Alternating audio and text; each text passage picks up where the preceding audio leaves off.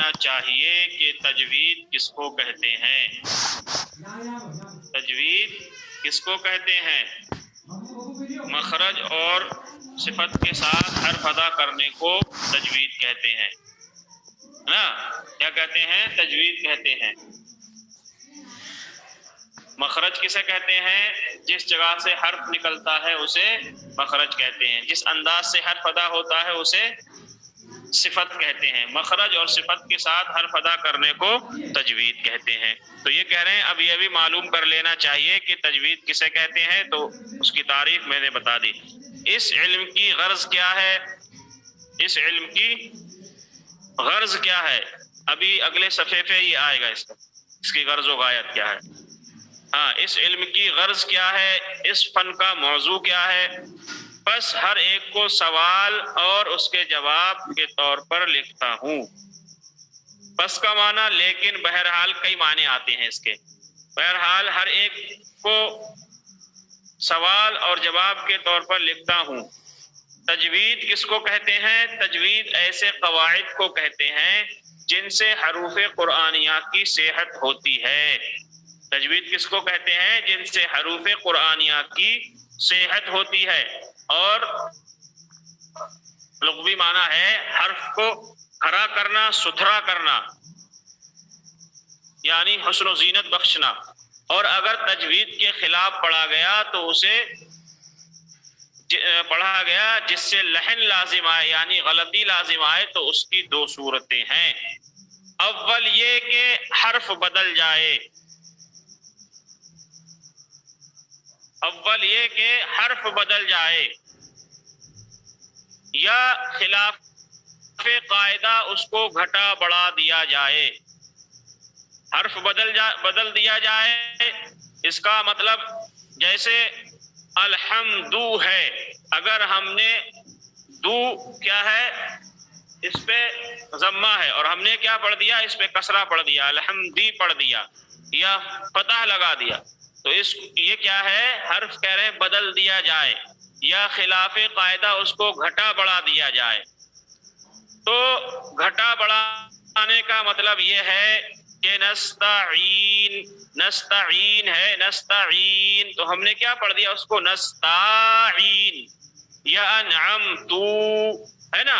تو کہہ رہے ہیں اول یہ ہے کہ حرف بدل دیا جائے یا خلاف قاعدہ اس کو گھٹا بڑھا دیا جائے یا زبر، زیر، پیش، جزم اور تشدید وغیرہ میں رد و بدل ہو جائے وغیرہ وغیرہ، تو اس لحن کو لحن جلی کہتے ہیں.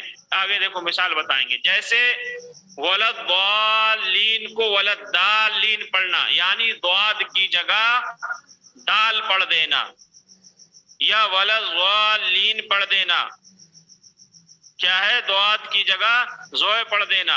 بعض حضرات اس طرح سے پڑھتے ہیں ولدالین ولدالین، تو کہہ رہے ہیں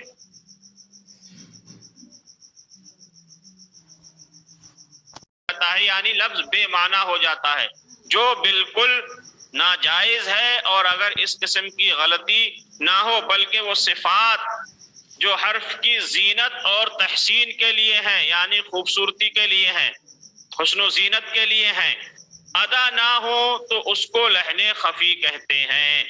اس کو کیا کہتے ہیں؟ اپنی طرف سے گھٹانا، بڑھا دینا یا ایک حرف کی جگہ دوسرا حرف پڑھ دینا لحن جلی ہے. اس کا پڑھنا اور سننا دونوں حرام ہے. اور کہہ رہے ہیں اور اس طرح کی غلطی ہو جو صفات حرف کی زینت کے لیے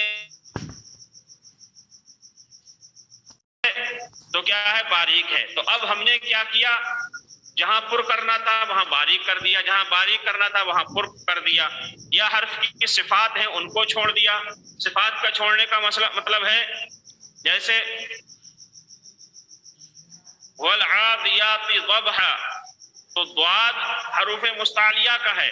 اب ہم نے اس کی صفت کیا ہے؟ پر ہونا ہے. جو حروف مستعلیہ ہیں یعنی خصہ ضبط قز، جب یہ حرف آئیں اور ہم نے ان کو پر نہ کیا، ان حرفوں کو اگر ہم نے پر نہ کیا یا لفظ اللہ کا لام لفظ اللہ سے پہلے زبر یا پیش ہو تو لفظ اللہ کا لام ہمیشہ پر ہوگا. تو اب ہم نے کیا کیا؟ پر نہیں کیا ہے نا. یا لفظ اللہ سے پہلے زیر آئے تو باریک ہوگا، جیسے باللہ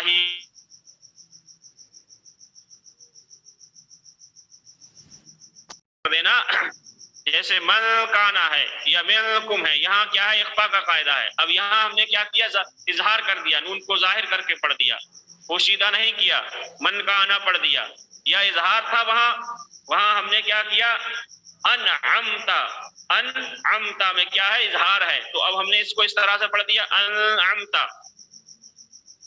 تو یہ بھی کیا ہے غلط ہو رہا ہے، یہ لہن خفی ہے.